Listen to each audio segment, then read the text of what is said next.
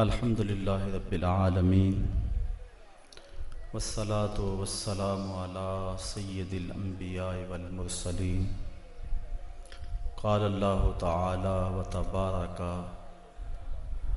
وتعالی فی شان حبیبہ مخبرا وآمرا ان اللہ وملائکتہ یصلون علی النبی یا ایھا الذین آمنوا صلوا علیہ وسلموا تسلیما الصلاۃ والسلام علیک یا رسول اللہ وعلی آلک واصحابک یا محبوب رب العالمین الصلاۃ والسلام علیک یا رسول اللہ وعلی آلک واصحابک یا راحت العاشقین ز مہجوری برآمد جان عالم تراحم یا نبی اللہ تراحم نا آخر رحمت للعالمین ز محروما جرا فارغ نشینی بروں آور سرز برد یمانی کے روئے تست صبح زندگانی عدیم طائف نعلین پاکن شراک از رشتہ جہاں ماکن چے باشد گر کنی سوئم نگاہے ہمیشہ گر نہ باشد گاہے گاہے نگاہے یا رسول اللہ نگاہے نگاہے یا حبیب اللہ نگاہے صد ہزاراں جبریل اندر بشر بہر حق سوئے غریباں یک نظر یا رسول اللہ انظر حالنا یا حبیب اللہ اسما قالنا اننی فی بحر غم مغرق خذ یدی ساحل لنا اشکا لنا یا صاحب الجمال و یا سید البشر من وجهک المنیر لقد نور القمر لا يمکن الثناء کما کان حقه بعد از خدا بزرگ توئی قصہ مختصر۔ تمام حمد و ثنا تعریف و توصیف اللہ جل مجدہ الکریم کی ذات پاک کے لیے جو خالق کائنات بھی ہے اور مالک شش جہات بھی۔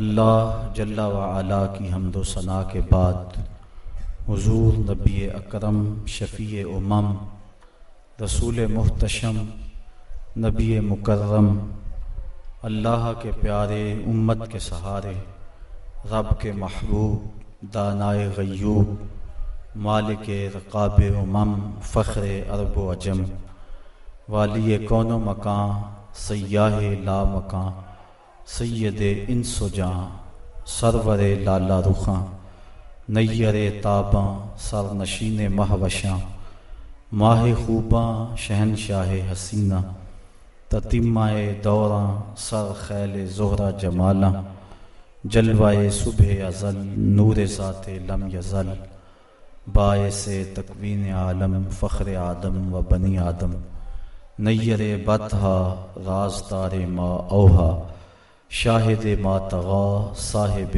علم نشرہ معصوم آمنہ احمد مجتبیٰ حضرت محمد مصطفیٰ صلی اللہ علیہ وسلم کے حضور ناز میں اپنی عقیدتوں ارادتوں اور محبتوں کا خراج پیش کرنے کے بعد واجب الاحترام ذوی الاحتشام برادران اسلام السلام علیکم ورحمۃ اللہ وبرکاتہ۔ اسلام ایک مکمل ضابطہ حیات ہے، چند عبادتوں پر مشتمل ایک دین سمجھنا یہ اسلام کے ساتھ زیادتی ہے۔ زندگی کے ہر شعبے میں اسلام ہمیں رہنمائی دیتا ہے۔ حقوق اللہ کی ادائیگی کی تلقین اور عدم ادائیگی پر شریعت اسلامیہ کی طرف سے جو تحدید اور جو سختی اور آخرت میں سزاؤں اور جہنم کی آگ کا جو وعدہ ہے وہ بھی ہمارے پیش نظر رہے، لیکن اس کے ساتھ ساتھ یہ بات بھی ہماری نظر میں رہنی چاہیے کہ اسلام نے حقوق اللہ کے ساتھ ساتھ حقوق العباد کے باب میں ہمیں سخت تلقین کی ہے اور بندوں کے حق ادا کرنے کی شریعت اسلامیہ میں سخت تاکید فرمائی گئی ہے۔ مدینہ شریف میں ایک خاتون کے بارے میں حضور علیہ السلام کو عرض کی گئی کہ وہ کثرت کے ساتھ نمازیں پڑھتی ہے، روزے رکھتی ہے، اور اس کے نیک اعمال کا تذکرہ حضور کے سامنے کیا گیا۔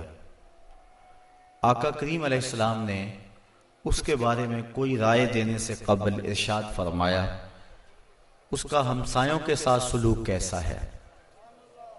بعض بات ایسا ہوتا ہے کہ کسی شخص کے سجدوں کی کہانی سن لیں تو ہم بس وہی رک جاتے ہیں، اس کے دیگر معاملات کے بارے میں غور و فکر نہیں کرتے۔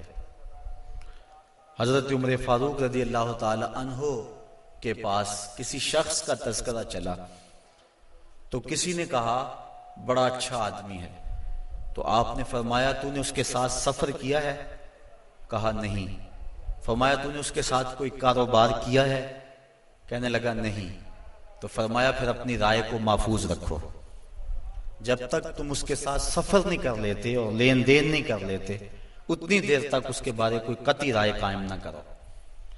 تو جب صحابہ نے اس عورت، اس خاتون کے بارے میں اس کی نیکیوں، اس کے سجدوں، اس کے روزوں کا تذکرہ کیا تو آقا کریم نے کوئی رائے دینے سے قبل ارشاد فرمایا کہ اس کا ہمسایوں کے ساتھ سلوک کیسا ہے۔ عرض کی حضور ہمسایوں کے ساتھ اس کا سلوک اچھا نہیں ہے، تو فرمایا وہ جہنمی ہے۔ اس طرح ایک عورت کا تذکرہ کیا گیا جس کی نمازیں معمول کی تھیں، لیکن ہمسایوں کے ساتھ اس کے سلوک کی صحابہ نے داستان بیان فرمائی تو اللہ تعالیٰ کے محبوب علیہ السلام نے ارشاد فرمایا وہ عورت جنتی ہے۔ قرآن مجید میں سورہ معون کے اندر اللہ تعالیٰ جل شانہ نے ان لوگوں کی مذمت کی ہے جو نماز تو پڑھتے ہیں لیکن ہمسایوں کے ساتھ اچھا سلوک نہیں کرتے۔ تو حقوق العباد کی شریعت اسلامیہ کے اندر سخت تلقین کی گئی ہے، لیکن ہمارا ایک مزاج ہے، ایک شخص شراب پیتا ہے ہم سارے اس سے نفرت کرتے ہیں کہ یہ شرابی ہے۔ یہ درست ہے کہ شراب پینا اچھا عمل نہیں ہے، لیکن اگر کوئی شخص غیبت کرتا ہے، اور بدقسمتی سے اس دور میں ہماری کوئی مجلس بھی غیبت سے خالی نہیں ہے، تو اس کے بارے میں ہمارے دل میں کوئی ایسے جذبات پیدا نہیں ہوتے، جبکہ غیبت بھی اسی طرح برا جرم ہے جس طرح شراب پینا کبیرہ گناہ ہے، اس طرح غیبت کرنا بھی کبیرہ گناہ ہے۔ بلکہ اللہ تعالیٰ نے قرآن مجید کے اندر ارشاد فرمایا تم میں سے کوئی پسند کرتا ہے کہ اپنے مردہ بھائی کا گوشت کھائے، جس طرح تم اس کو ناپسند کرتے ہو تو غیبت کو بھی ناپسند کرو۔ تو غیبت انتہائی برا عمل ہے، لیکن ہمارے معاشرے کے اندر بہتات ہے اس عمل کی، اور اس معاشرتی جرم کو ہم جرم ہی نہیں سمجھتے ہیں۔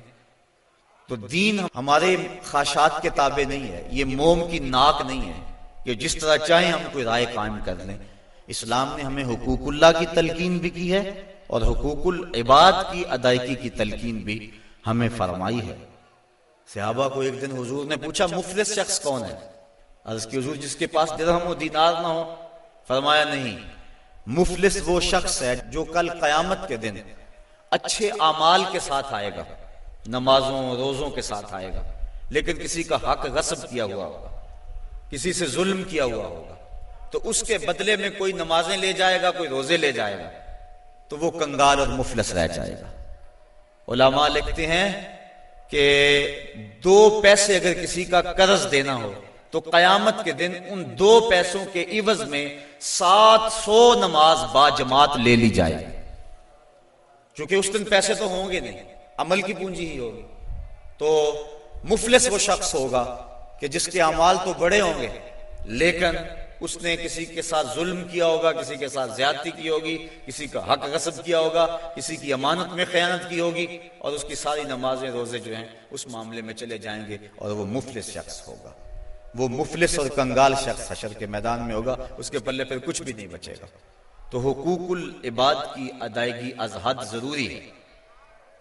جن لوگوں کے حق ادا کرنے ہمارے اوپر لازم ہیں ان میں سے میاں اور بیوی ایک دوسرے کے حق ادا کریں۔ یہ ہمارے معاشرے کی ایک بنیادی اکائی ہے۔ اگر میاں بیوی خوش ہوں گے تو گھر خوش ہوگا، دو خاندان خوش ہوں گے، رشتہ داری کے اندر حسن پیدا ہو جائے گا۔ لیکن اگر میاں اور بیوی کے باہم تعلق ٹھیک نہیں ہوں گے تو گھر برباد ہو جائے گا، اولاد کی تربیت خراب ہو جائے گی، دو خاندان برباد ہو جائیں گے، رشتہ داری کا تعلق کمزور ہو جائے گا۔ تو شریعت اسلامیہ نے اس کی سخت تلقین کی۔ ایک صحابی نے عرض کی، حضور بیوی کا حق کیا ہے؟ ما حق المرأة علی الزوج، عورت کا حق خامند کے اوپر کیا ہے؟ تو حضور علیہ السلام نے فرمایا کہ جو آپ کھائے وہ اس کو کھلائے۔ یعنی یہ نہیں ہے کہ میاں اور بیوی کے کھانے میں ان کی غذا میں فرق ہو، جس طرح کا کھانا خود کھائے اس طرح کا اپنی بیوی کو کھلائے۔ اور دوسرا فرمایا کہ جس طرح کا خود لباس پہنے اس طرح کا اپنی بیوی کو لباس پہنائے۔ تیسرا حق حضور علیہ السلام نے یہ بیان فرمایا کہ تو اس کے چہرے پہ نہ مارے، گھر میں 100 شکر رنجی ہو جاتی ہے، ولا یضرب الوجہ، چہرے پہ نہ مارے۔ آقا کریم علیہ السلام نے فرمایا لا تضربوا اماء اللہ، اللہ کی لونڈیوں کو مارو نہ، منع فرمایا گیا۔ بعض مرد اپنی حاکمیت جگانے کے لیے، اپنے تغلب کو ظاہر کرنے کے لیے عورت پر تشدد کرتے ہیں اور سمجھتے ہیں کہ یہ ہم نے بڑی بہادری کی ہے۔ یہ کوئی اچھا کام نہیں ہے وہ جو اس نے کیا ہے، شریعت نے روکا ہے، منع کیا ہے۔ عورت مارنے سے درست نہیں ہوگی بلکہ معاملہ اور خراب ہو جائے گا۔ عورت کو بارے میں حضور نے ارشاد فرمایا یہ ٹیڑھی پسلی سے پیدا کی گئی ہے، اگر اس کو بالکل سیدھا کرنا چاہو گے تو یہ ٹوٹ جائے گی، اور اگر تم جو ہے وہ کوشش نہیں کرو گے تو ٹیڑھی کی ٹیڑھی رہے گی۔ اس لیے اس کی اصلاح کی کوشش بھی کرو، لیکن یہ تصور کہ بالکل درست ہو جائے۔ عورت کی کچھ چیزیں عورت کا حسن ہے۔ اللہ تعالیٰ نے قرآن مجید کے اندر ارشاد فرمایا کہ وہ لوگ جو محسن اور غافل عورتوں کے اوپر تہمت لگاتے ہیں، تو محسنات الغافلات، اللہ تعالیٰ جل شانہ نے یہ عورت کا حسن شمار کیا ہے، عورت کی خوبی بیان فرمائی ہے، غافل ہونا۔ مرد بڑا زمانے ساز ہو تو یہ اس کا حسن ہے، لیکن عورت بھولی بالی ہو، صرف امور خانہ داری کو جانتی ہو، باہر کے معاملات کو نہ جانتی ہو، یہ عورت کا حسن ہے۔ تو یہ لازمی نہیں ہے کہ عورت بھی مرد کی طرح تیز ہو۔ آج جس معاشرے میں ہم جی رہے ہیں، آج عورت کو مردوں کے مقابل کھڑا کر دیا گیا اور وہ گھر کے کام کو بوجھ سمجھتی ہے، اور ہوٹل کے اندر کتنے کتنے لوگوں کو کھانا کھلا رہی ہے۔ گھر میں کہتے ہیں میرے ساتھ ظلم ہو رہا ہے، ایئر ہوسٹس بھرتی ہو گئی ہے تو 400 جو ہے وہ مسافروں کو جو ہے وہ پانی پیش کر رہی ہے، اور کتنے لوگوں کی بھوکی نظروں کا شکار ہو رہی ہے، ہر کوئی اپنی خواہش کے مطابق اس سے بات کر رہا ہے، تو وہ اتنے لوگوں کی خدمت کر رہی ہے۔ یہ ظلم نہیں ہے؟ اور گھر میں 10 بچوں کا کھانا پکائے اور اپنے خامند کے باپ کا اور اس کی ماں کا کھانا پکائے اور ان کی خدمت کرے تو سارے چیخ اٹھتے ہیں یہ ظلم ہو گیا، ادھر 300 اور 400 لوگوں کی خدمت کر رہی ہے۔ یہ عجیب سا ماحول ہے۔ تو عورت کی کچھ چیزیں جو ہیں وہ اس کا حسن ہے، اور وہی اس کی زندگی کا نکھار ہے، اور وہی اس کی خوبی ہے۔ تو اللہ تعالیٰ نے قرآن مجید کے اندر غافلات کا لفظ عورت کی خوبیوں کو شمار کرتے ہوئے بیان فرمایا۔ تو یہ چونکہ پسلی ٹیڑھی رہے تو پسلی کے ٹیڑھا ہونے میں بھی ایک حسن ہے، اگر سیدھی ہو جائے تو حسن زائل ہو جائے گا، اس لیے فرمایا کہ یہ ٹیڑھی پسلی سے پیدا کی گئی ہے، تو یہ بالکل سیدھی بھی نہیں ہو سکتی ہے، اس کی ناقص العقل ہے، اس کے اندر کچھ کمی ہے۔ اور ایک موقع پہ حضور نے ارشاد فرمایا اگر اس کی کچھ عادتیں تمہیں ناپسند ہیں تو کچھ ایسی عادتیں بھی تو ہوں گی جو تمہیں پسند ہوں گی۔ یدی ساری عادتیں دیکھو نا، مجموعی طور پہ دیکھنا ہے، وہ تمہاری کتنی خدمت کرتی ہے، ماں باپ کو چھوڑ کے آئی ہے، بہن بھائیوں کو چھوڑ کے آئی ہے، تم سے پہلے اٹھتی ہے، تمہارے بعد سوتی ہے۔ اور کبھی کبھار ایسا ہوتا ہے کہ میاں بیوی اکٹھے کہیں گئے ہوتے ہیں تو راستے کے اندر دونوں آ رہے ہیں، بچہ بیوی نے اٹھایا ہوا ہے جبکہ طاقتور مرد ہے، اور پھر جب واپس گھر پہنچتے ہیں تو خاوند کہتا ہے کہ جلدی جلدی پانی بناؤ، اور وہ کبھی برف توڑ رہی ہے، کبھی چینی میں لا کے پانی تیار کر رہی ہے، اور پھر سب سے پہلے خامد کو دیتی ہے، بچتا ہے تو خود پیتی ہے. کمزور بھی بیوی ہے، دونوں ایک طرح کی دھوپ میں چل کے آئے ہیں، بچہ بھی بیوی نے اٹھایا ہوا تھا، اور آ کے خامد بیوی کو کہتا ہے کہ یہ کام تو کر، لیکن پھر بھی اس کی زبان پہ شکوہ نہیں آتا. اس کو کہتا تم پانی تیار کرو، پانی پیتا، کہتا اب کھانا پکاؤ. اس گرمی میں پھر بیوی باورچی خانے میں چلی جاتی، کھانا پکا کے آدھے گھنٹے کے بعد پھر مرد کے سامنے رکھتی ہے، وہ کھاتا ہے، کھا کے پھر کہتا ہے ٹانگیں دباؤ. اور شکوہ نہیں کرتی کہ عجیب بات ہے تیرے ساتھ میں بھی اسی طرح تھکی ہوں، میں نے بچہ بھی اٹھایا ہوا تھا، میں نے پھر پانی تیار کیا، اب کھانا سخت گرمی میں بنایا. یہ اس کی اچھی عادت ہے. تو فرمایا اگر تم اس کی کچھ عادتوں کو دیکھ کر پریشان ہوتے ہو تو کچھ اس کی عادتیں ایسی بھی تو ہوں گی جو تمہیں پسند ہوں گی. تو اگر یہ تم سوچ لیا کرو تو میاں بیوی کے اندر محبت کا رشتہ مستحکم ہوگا، کمزور نہیں ہوگا. بلکہ ایک انگریز نے لکھا، وہ کہتا ہے کہ کوئی شے بھی جو ہے اس کے کوئی نہ کوئی فائدے ضرور ہوتے ہیں. وہ مثال دیتا ہے، وہ کہتا ہے جو گھڑی بند پڑی ہے نا، ایک دن میں 2 مرتبہ وہ بھی سچ بولتی ہے. مثال کے طور پہ گھڑی بند ہوگی 12 بجے، تو جب دن کے 12 بجے ہیں اس وقت گھڑی سچ بول رہی ہوتی ہے. رات کو جب 12 بجتے ہیں تو گھڑی سچ بول رہی ہوتی ہے. کہتا جو خراب گھڑی ہے وہ بھی دن میں 2 مرتبہ سچ بولتی ہے. تو اگر کسی شخص کی خرابیاں تمہیں نظر آئیں تو اس کی کوئی خوبی بھی ڈھونڈ لیا کرو. مکھی کی طرح نہیں کہ سارے بدن کو چھوڑ کر جہاں زخم ہو وہاں ہی بیٹھنا ہوتا ہے، جہاں خوشبو ہو وہاں بھی تو جاؤ. اس لیے فرمایا حضور علیہ السلام نے، اور ذرا غور تو کیجئے، خاندانوں کو جوڑنے کا اور میاں بیوی کے اندر باہم محبت پیدا کرنے کا یہ کتنا حکمت بھرا جملہ ہے. یہ جوامع الکلم سے ہے یہ جملہ، اور کتنا حسن ہے اس جملے کے اندر. فرمایا اگر اس کی کوئی بات تمہیں ناپسند ہے تو کوئی اس کی ایسی بات بھی تو ہوگی جو تمہیں پسند ہے، اور تم اس کو دیکھ لو. بلکہ صوفیہ فرماتے ہیں اگر خوبی دیکھنے کا شوق ہو تو کسی اور میں دیکھو، اور برائی دیکھنے کا شوق آئے تو اپنے اندر دیکھو. اگر انسان اپنی زندگی کے اندر یہ رویہ بنا لے تو زندگی میں حسن آ جاتا ہے. لیکن ہمارا جو عمومی رویہ ہے، ہم برائیاں اوروں میں دیکھتے ہیں اور خوبیاں ساری اپنے اندر دیکھتے ہیں. وہ کیا کسی نے کہا تھا کہ کسی کی طرف انگلی اٹھانے والا ذرا غور تو کرے کہ باقی انگلیاں اس کی اپنی طرف اٹھ رہی ہیں. تو ذرا تدبر تو کرے، ذرا غور تو کرے. اس لیے فرمایا اگر اس کی کوئی عادت تمہیں ناپسند ہے، ناگوار ہے، تو کوئی اس کی ایسی عادت بھی ہوگی کہ جو تجھے پسند ہوگی. اس عادت کو دیکھ کر کے تم اس کے ساتھ محبت کر سکتے ہو. اور آقا کریم نے یہ بھی فرمایا خیرکم لأہلہ وآنا خیرکم لأہلی، تم میں سے بہتر وہ ہے جو اپنے اہل خانہ کے ساتھ بہتر ہے. اور فرمایا تم میں سے سب سے بہتر میں ہوں جو اپنے اہل خانہ کے ساتھ بہتر ہوں. حضور اپنے اہل خانہ کے ساتھ جو حسن سلوک کیا ہے تاریخ اس پہ گواہ ہے. جب آقا کریم کا وصال ہوا 9 بیویاں اس وقت حضور کے نکاح میں تھیں، اور آقا کریم علیہ السلام کی ایک بیوی کو بھی حضور پہ شکایت نہیں تھی. جبکہ اتنی کثرت سے ازواج ہوں تو اس وقت شکایت کا پیدا ہو جانا لازم ہے.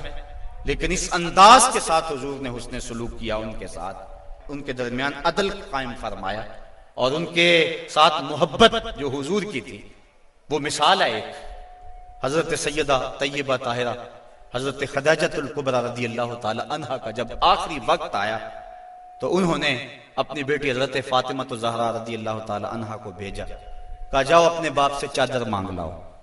تو سیدہ فاطمہ حاضر ہوئیں، عرض کی امی چادر مانگ رہی ہیں. تو حضور علیہ السلام نے فرمایا بیٹا اپنی ماں سے پوچھو نا چادر کیا کرنی ہے. تو حضرت خدیجہ الکبریٰ رضی اللہ تعالی عنہا کی خدمت میں پوچھنے کے لیے حضرت فاطمہ واپس آ رہی ہیں تو حضرت نبی رحمت صلی اللہ علیہ وسلم بھی پیچھے آ گئے. حضرت خدیجہ سخت بیمار تھی. عرض کی حضور اس وقت جو میری حالت ہے آپ دیکھ رہے ہیں، مجھے لگتا ہے کہ یہ میرا آخری وقت آ گیا ہے. میں نے چادر اس لیے مانگی ہے کہ اس چادر سے مجھے کفن دیا جائے. اب سنو حضور نے کیا جواب دیا. آقا کریم کی آنکھوں میں آنسو آ گئے اور فرمایا خدیجہ تو نے تو چادر مانگی ہے، لو اردت جلدی لا آتیتک، اگر تو میری جلد بھی مانگتی میں وہ بھی اتار کے دے دیتا. یہ ہے محبت بیوی کے ساتھ، یہ ہے پیار کا رشتہ. حضرت ام المومنین سیدہ عائشہ صدیقہ رضی اللہ تعالی عنہا فرماتی ہیں حضور کثرت سے حضرت خدیجہ کا تذکرہ کرتے تھے. ایک دن مجھ سے نہ رہا گیا، میں نے کہا حضور آپ اس بوڑھی عورت کا تذکرہ نہیں چھوڑتے. تو حضور نے فرمایا عائشہ مجھے خدیجہ کے بارے تکلیف نہ دو، جب پورے مکے نے میرا انکار کیا تھا اس نے میرا اقرار کیا تھا۔ حضرت عائشہ صدیقہ رضی اللہ تعالیٰ عنہ فرماتی ہیں ایک دن حضور بقیع سے واپس آ رہے تھے، میرے سر میں سخت درد ہو رہا تھا، حضور تشریف لائے تو میں نے کہا واہ راسا ہو، ہائے میرا سر گیا، تو حضور علیہ السلام نے کہا وَأَنَا یا عائشہ، عائشہ یہ تیرے سر میں درد نہیں، یہ تو میرے سر میں درد ہو رہا ہے۔ یہ بیوی کے ساتھ محبت کا انداز ہے جو حضور نے اختیار فرمایا، یہ کیسا پیار ہے، یہ کیسی الفت ہے، ذرا غور تو کریں۔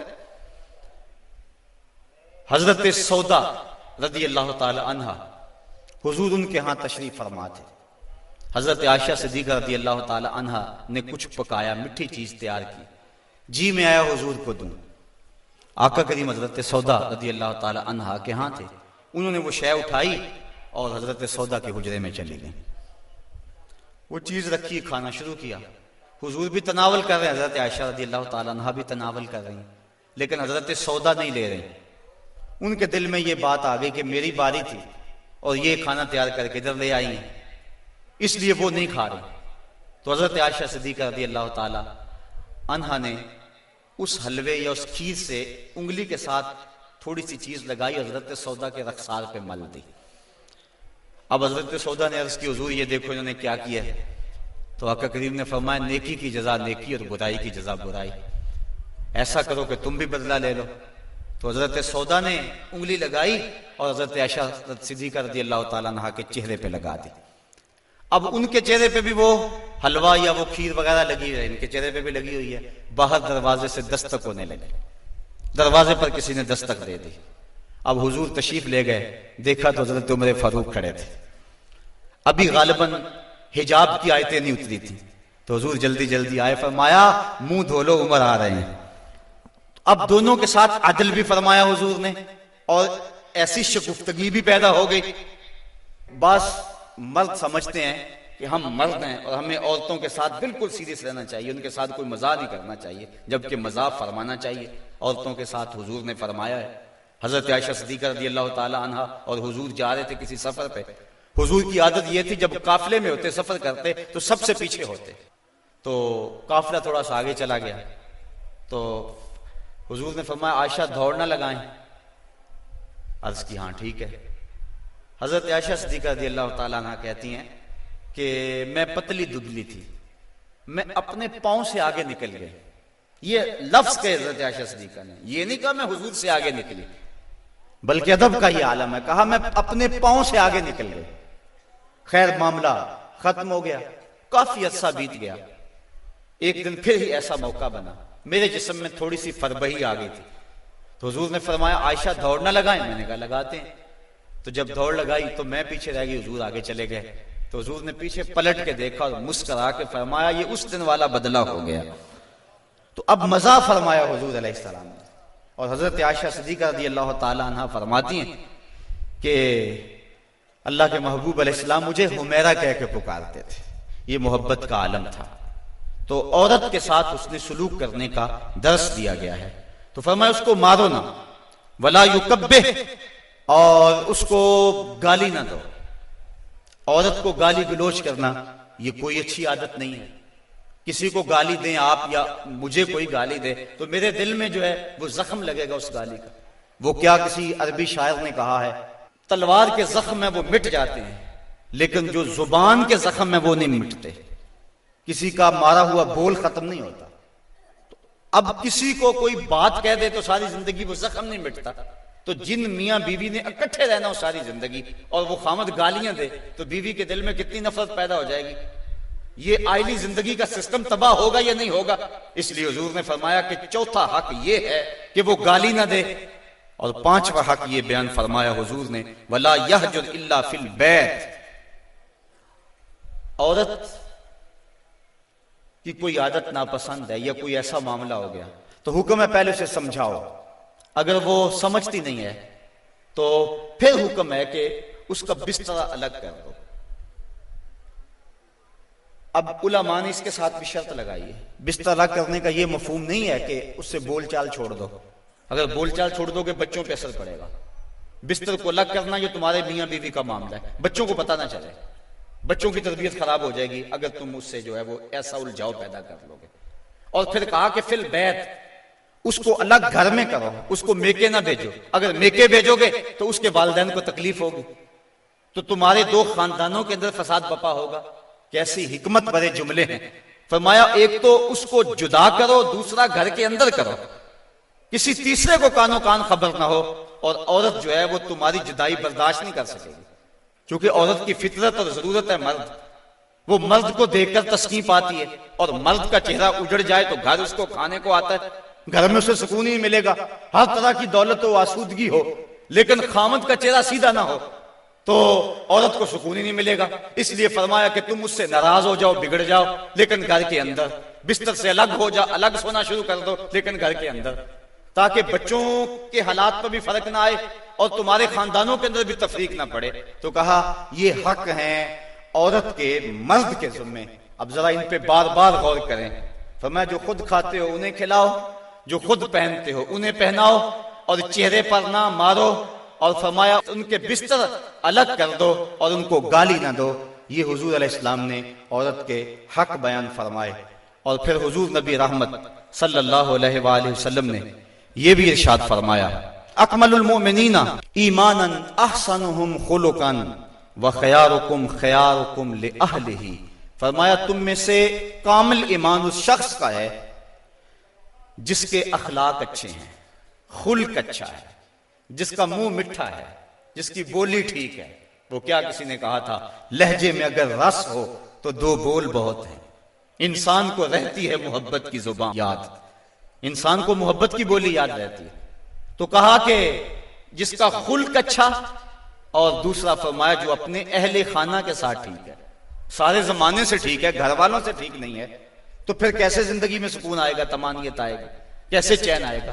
تو تم میں سے بہتر وہ ہے جو اپنے گھر والوں کے ساتھ بہتر ہے۔ اور ابھی روایت میں نے آپ کے سامنے رکھی جس میں حضور نے فرمایا کہ میں تم میں سے سب سے زیادہ اپنے گھر والوں کے ساتھ حسن سلوک کرنے والا ہوں اور اچھائی کرنے والا ہوں۔ تو یہ حکم دیا گیا کہ وہ اچھے انداز کے ساتھ اپنی بیوی کے ساتھ حسن سلوک کرے، اس کو جو ہے وہ مکروہ نہ جانے، اور اس کو برا نہ کہے، اس کو گالی نہ دے۔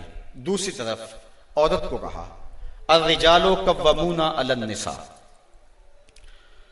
مرد عورتوں پر قوام ہیں، حاکم ہیں، امیر ہیں۔ یہ اس لیے فرمایا گیا کہ اگر دونوں رائے دیں اور شریعت فیصلہ نہ دے کہ کس کی رائے مقدم ہوگی، رائے میں اختلاف بھی ہو سکتا ہے، تو پھر آئلی سسٹم پھر بھی تباہ ہوگا۔ عورت رائے دے، مرد اس کو قبول کرے، اس کی رائے کی پرواہ نہ کرے، یہ مرد کے لیے مناسب نہیں ہے۔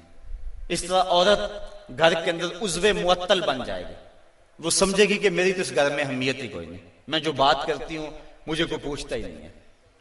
عورت بندہ اپنی مرضی بھی کرنی ہے، عورت کی رائے لے لے۔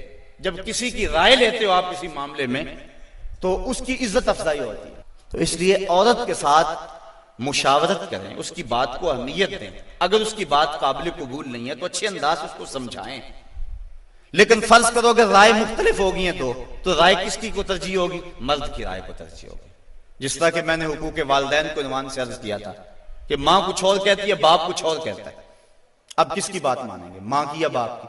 ماں کا درجہ بہت سارا ہے، لیکن ماں کہتی ہے یہ کرو، باپ کہتا ہے یہ کرو۔ تو علماء نے جزیہ بیان فرمایا کہ خدمت میں ماں مقدم ہے، تعمیل حکم میں باپ مقدم ہے۔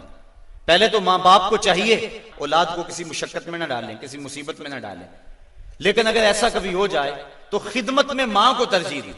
جب باہر سے آئیں تو پہلے ماں کی ٹانگیں دبائیں، اس کے پاؤں دبائیں، پھر اس کے بعد باپ کے۔ خدمت میں ماں کو ترجیح دیں، لیکن جب حکم کی تعمیل کی بات آئے پھر باپ کو ترجیح دیں، چونکہ قوام باپ ہے، گھر کا حاکم اور امیر باپ ہے۔ اگر باپ کی بات نہیں مانی جائے گی تو پھر گھر میں فساد برپا ہو جائے گا۔ اسی طرح زوجین میں سے خامد کی بات کو ترجیح اگر دی جائے گی تو یہی معاشرے کا بھی حسن ہے اور خاندان کے اندر بھی اسی میں عزت ہے۔ اگر خامد کچھ اور کہتا ہے، بیوی کچھ اور کہتی ہے، بات بیوی کی مان لی جائے تو گھر میں تو مصیبت بن گئی۔ خامد کو کوسنے دیں گی اس کے بہنیں بھی، اس کے بھائی بھی، اس کی ماں بھی کہے گی، باپ بھی کہے یہ بیوی کے پیچھے لگ گیا۔ لیکن اگر بیوی خامد کے پیچھے لگ جائے تو یہ بیوی کے لیے حسن ہے۔ مرد کا بیوی کی اطاعت کرنا یہ مرد کے لیے حسن نہیں ہے، لیکن بیوی کا مرد کے پیچھے لگ جانا اور اس کی بات کو مان لینا یہ جو ہے وہ حسن ہے بیوی کے لیے، اور یہ اس کی اطاعت کے زمرے میں آتا ہے۔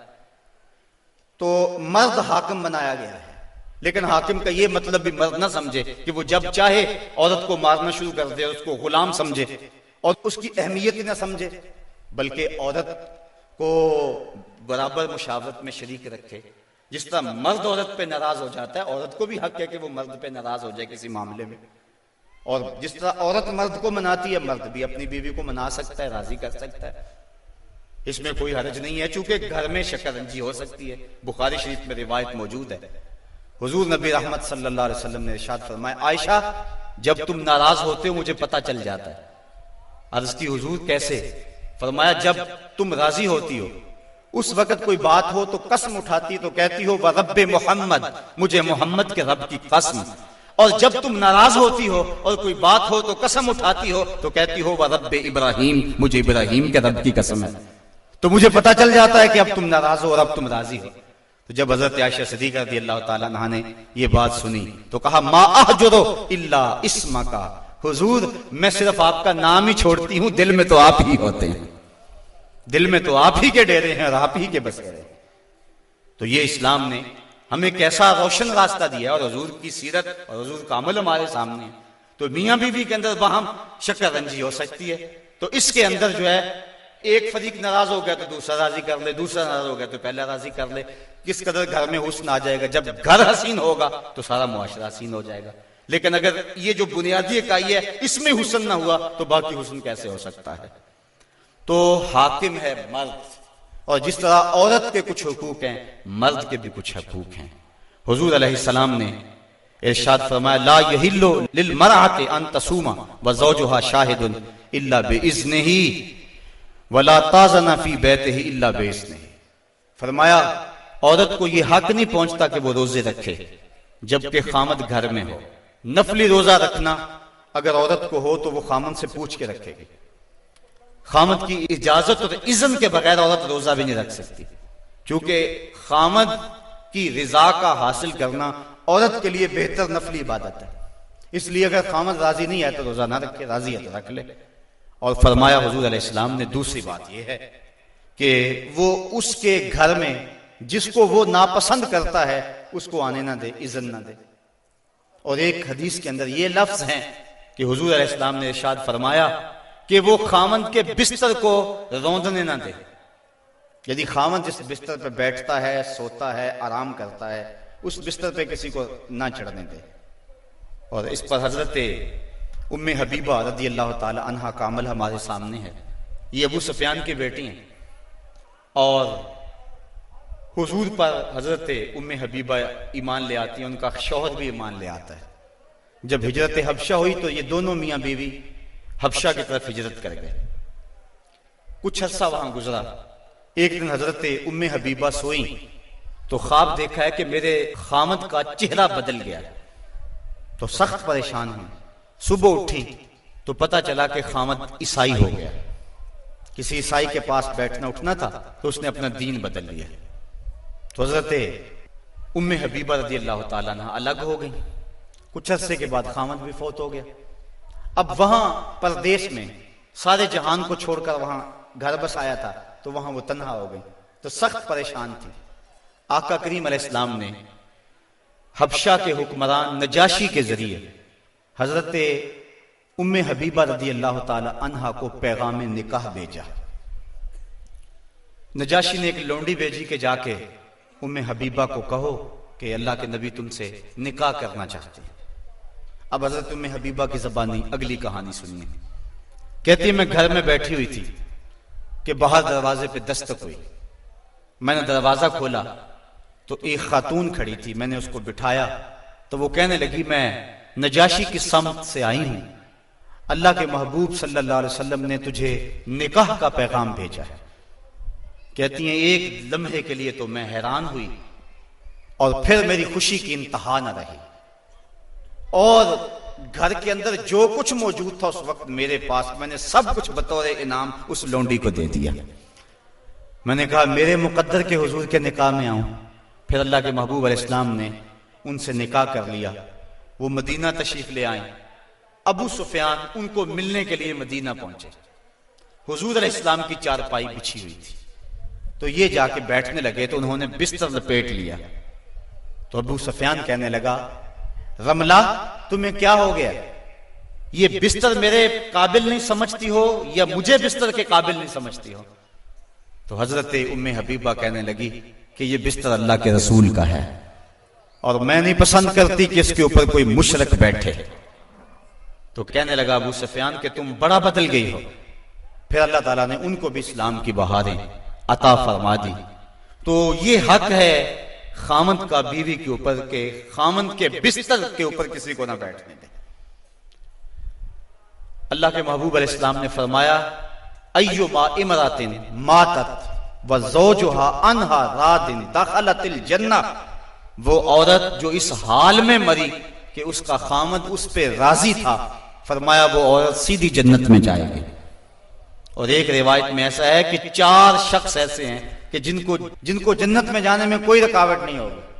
ان میں سے ایک وہ شخص جس نے اپنے والدین کی خدمت کی اور والدین اس پہ راضی ہوئے، دوسرا وہ شخص جس کے بال بچے زیادہ تھے، ذرائع آمدنی تھوڑے تھے، لیکن اس نے بچوں کے پیٹ میں حرام کا ایک لقمہ بھی نہیں جانے دیا، تیسرا وہ شخص جس نے ایسی پکی توبہ کی گناہوں کی طرف دوبارہ پلٹنا اس کے لیے اتنا ہی مشکل ہے جس طرح تھنوں سے نکلے ہوئے دودھ کو واپس کیا جائے، اور چوتھی وہ خاتون کہ جس نے اپنی ساری محبتیں اپنے خامد پہ نچھاور کر دی اور اس حال میں فوت ہوئی کہ اس کا خامد اس پہ راضی تھا۔ فرمایا ان 4 کو جنت میں جانے سے کوئی بھی نہیں روک سکتا۔ تو عورت کی جنت مرد ہے، اگر وہ مرد کو راضی کر دے گی تو جنت کی راہوں کی مسافر ہے، اور اگر وہ اپنے شوہر کو راضی نہیں کر پاتی تو اللہ کے محبوب علیہ السلام نے فرمایا میں نے کثرت کے ساتھ عورتوں کو دوزخ میں دیکھا ہے۔ عرض کی حضور کس وجہ سے؟ فرمایا ایک تو کثرت سے لعنت کرنے والی ہوتی ہیں اور دوسرا خامد کی ناشکری کرنے والی ہوتی ہیں۔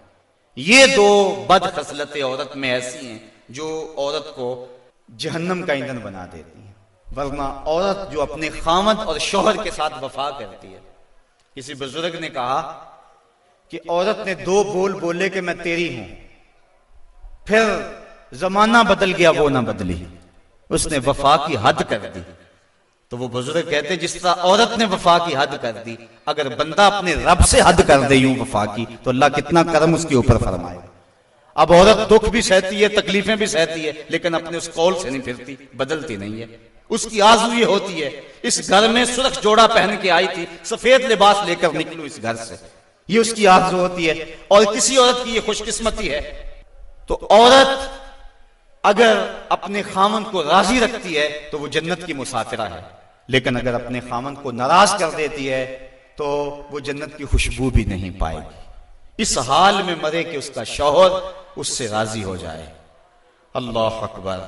اللہ کے محبوب علیہ السلام نے مردوں کو عورتوں کے ساتھ اور عورتوں کو مردوں کے ساتھ حسن سلوک کرنے کی تلقین ارشاد فرمائی، اور آقا کریم نے جو آخری وصیت اپنی امت کو کی اس کے بعد حضور علیہ السلام کا وصال ہو گیا، اس کے بعد کوئی وصیت نہیں ہے حضور کی زبان سے جو نکلی ہو۔ فرمایا لوگوں میں تمہیں 2 چیزوں کی وصیت کرتا ہوں، ایک الصلاۃ الصلاۃ، نماز نماز، یعنی نماز کو نہ چھوڑنا، اور دوسری وصیت یہ تھی کہ میں 2 کمزوروں کے بارے میں تمہیں اللہ سے ڈراتا ہوں، ایک غلام اور دوسری تمہاری بیویاں۔ ان 2 کمزوروں کے بارے تمہیں اللہ سے ڈراتا ہوں، ان پہ ظلم نہ کرنا، انہوں نے بھاگ تو جانا نہیں ہے، گھر سے نکل تو جانا نہیں ہے، تو ان پہ ظلم کرو گے تو یہ دکھی ہو جائیں گے۔ تو آقا کریم علیہ السلام نے فرمایا ان 2 کمزوروں کے بارے میں تمہیں اللہ سے ڈراتا ہوں۔ بلکہ اس قدر حضور نے عورتوں کی نزاکت کا لحاظ رکھا، ایک سفر پہ تھے، ایک شخص اونٹوں کو ہانک رہا تھا، اس کا نام تھا انجشا، تو وہ جلدی جلدی اونٹوں کو نا ہانکنے کی کوشش کر رہا تھا تاکہ جلدی پہنچ جائے۔ تو آقا کریم نے فرمایا انجشا آہستہ آہستہ، فرمایا یہ جو اونٹوں کے اوپر عورتیں بیٹھی ان کی طرف اشارہ کر کے کہا یہ نازک آبگینے ہیں کہیں ٹوٹ نہ جائیں۔ عورتوں کو نازک آبگینیں قرار دیا۔ آج ہمارے معاشرے کے اندر گھروں میں جو جنگ و جدل کا ماحول ہوتا ہے اور عورتوں کے ساتھ جو سلوک کیا جاتا ہے، بتاؤ یہ نازک آبگینیں سلامت رہ سکتے ہیں؟ حضور نے تو فرمایا انجشا، اپنے اونٹوں کی رفتار کو کم کرو، کہیں یہ نازک آبگینیں نہ ٹوٹ جائیں۔ اور پھر سنو حضور نے کیا فرمایا، حبب الیہ من دنیاکم ثلاث، لوگوں تمہاری دنیا سے مجھے صرف 3 چیزیں پسند ہیں۔ رنگ و نور سے سجی ہوئی یہ کائنات تمہیں مبارک ہو، یہ بزم کواکب کا نور، یہ افلاک، یہ زمین، یہ لہلہاتے ہوئے سبزے، یہ کائنات کا حسن، یہ کوس قزح کی رنگینیاں، یہ بہاروں کے رنگ، یہ پربتوں کی کتاریں، یہ مرغن غذائیں، یہ انواع و اقسام کے پھل، زندگی کا سارا حسن، یہ موسموں کا نور اور روشنی، سب کچھ تمہیں مبارک ہو۔ فرمایا مجھے تو صرف تمہاری دنیا سے صرف 3 چیزیں پسند ہیں۔ یہ نہیں کہا میری دنیا سے، کہا تمہاری دنیا سے۔ بلکہ ایک حدیث کے لفظ حضور نے یوں فرمایا کہ میری مثال ایسے ہے تمہاری دنیا کے ساتھ جس طرح کوئی مسافر گزر رہا ہو اور راستے میں کوئی درخت ہو اور وہ چند لمحوں کے لیے اس کی چھاؤں میں بیٹھ جائے۔ تو کہا میں تو چند لمحوں کے لیے رکا ہوں، اور رک کے ایک ایک لمحہ انسان کو زندگی گزارنے کا راستہ بتا گئے ہیں۔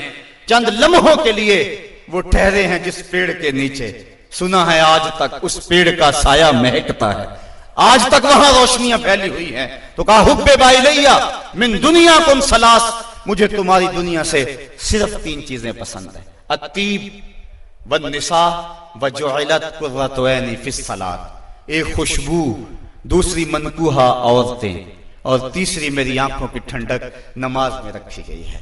تو صاحبو، میرے اور آپ کے آقا و مولا حضور نبی رحمت صلی اللہ علیہ وآلہ وسلم نے یہی ہمیں وصیتیں کی، عورتوں کے ساتھ اس نے سلوک کرنے کا، اور عورتوں کو حکم دیا کہ تم اپنے خامند کے ساتھ اس نے سلوک کرو، بلکہ فرمایا کہ اگر اللہ کے علاوہ کسی کو سجدہ جائز ہوتا تو میں بیوی کو حکم دیتا کہ وہ اپنے خامند کو سجدہ کیا کرے۔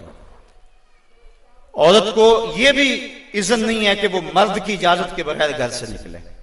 اگر مرد پابند کرنا چاہے، عورت کو ہمت نہیں ہے کہ نکلے، شریعت نے منع کیا، بلکہ حضور نے ارشاد فرمایا جب کوئی عورت مرد کی رضا اور اذن کے بغیر گھر سے باہر نکلتی ہے تو آسمانوں کے سارے فرشتے اس عورت پہ لعنتیں نازل کرتے ہیں، اور پھر جب وہ گزرتی ہے جن راہوں سے، انسانوں اور جنوں کے علاوہ باقی ہر درخت، ہر پتھر، ہر شے جو راستے میں آتی ہے اس عورت پہ لعنت بھیجتا ہے۔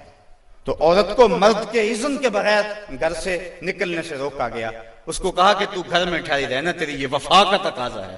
اور دوسرے مرد کو حکم دیا گیا کہ تو نے اس کا خیال رکھنا ہے، جو خود کھائے اس کو کھلائے، جو خود پہنے اس کو پہنائے، اگر کوئی نوبت تکرار اور لڑائی کی آ جائے اس کے چہرے پہ نہیں مارنا۔ بعض علماء نے کہا کہ اگر مارنا ناگزیر ہو جائے، جس طرح کہ سورہ نساء میں اللہ تعالیٰ نے فرمایا کہ اگر ان سے کوئی ایسا کام سرزد ہو جائے تو پھر ان کو مار لو، تو اس کی شرط لگائی کہ مار علم والی نہ ہو بلکہ اس سے ذہنی تکلیف پہنچانا مقصود ہو۔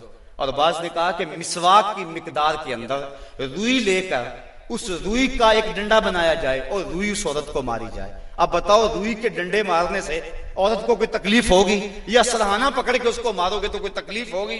تو مقصد عورت کے اوپر مرد نے اپنے غصے کو نکالنا ہے، ورنہ یہ ایک ایسا نازک آبگینہ ہے کہ اگر تم ڈنڈوں سے مارنے لگو گے، ٹھڈوں سے مارو گے اور زبان سے گالیاں دے گے تو یہ مقدس رشتہ اور یہ نازک آبگینہ ٹوٹ جائے گا اور گھر کا ماحول خراب ہو جائے گا۔ وہی میاں بیوی کامیاب زندگی گزارتے ہیں اور انہی کی اولادیں درست ہوتی ہیں جو ان چیزوں کا لحاظ اور خیال رکھ کے محمد عربی کی سنت سیرت پہ عمل کرتے ہیں، اور جنہوں نے اپنے گھر کو جنگ کے نقشے میں بدلا ہوا ہوتا ہے، وقتی طور پہ وہ روب جھاڑ بھی لیں لیکن ان کی زندگی کے اندر حسن اور طمانینت نہیں ہوتا۔ تو آج میں نے اس نشست کے اندر یہ چند باتیں آپ کے سامنے رکھیں۔ اللہ تعالیٰ جل شانہ کی بارگاہ میں دعا ہے کہ مجھے اور آپ کو رسول کریم کے بتائے ہوئے راستوں پر چلنے کی توفیق عطا فرمائے، اور حضور نے جس طرح اپنی ازواج کے ساتھ حسن سلوک کیا ہے اس طرح ہمیں حضور کے نقوش پا کی برکتیں عطا فرمائے اور زندگی کا حسن ہمیں عطا فرما دے۔